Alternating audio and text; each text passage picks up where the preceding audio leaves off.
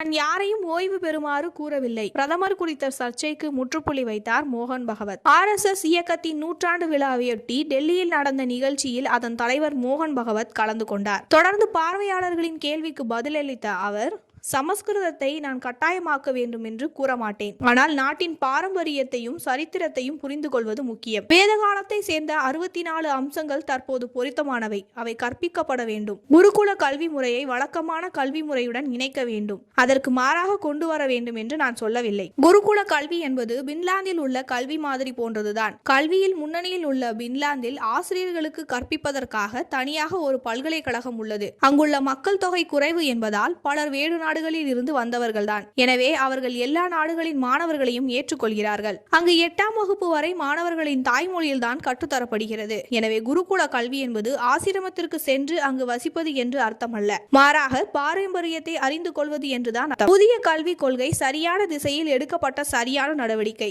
பல ஆண்டுகளுக்கு முன்பே நமது நாட்டின் கல்வி முறை அளிக்கப்பட்டது. வெளிநாடுகளில் இருந்து வந்து ஆண்டவர்களுக்கு நாம் அடிமைப்பட்டு பழகி போனதால் புதிய கல்வி முறை கொள்கை கொண்டு வரப்பட்டுள்ளது. மதம் என்பது ஒருவரின் தனிப்பட்ட விருப்பம். ஆனால் கட்டாயப்படுத்தியோ ஆசை காட்டியோ அதை திணிக்க கூடாது. மதமாற்றமும் சட்டவிரோத குடியேற்றமும் தான் மக்கள் தொகை ஏற்றத்தாழ்வுக்கு காரணங்கள். அவற்றை தடுக்க மத்திய அரசு நடவடிக்கை எடுத்து வருகிறது. சமுதாயமும் தனது பங்கு ஏதேனும் செய்ய வேண்டும். சட்டவிரோதமாக குடியேறியவர்களுக்கு வேலை கொடுக்க கூடாது.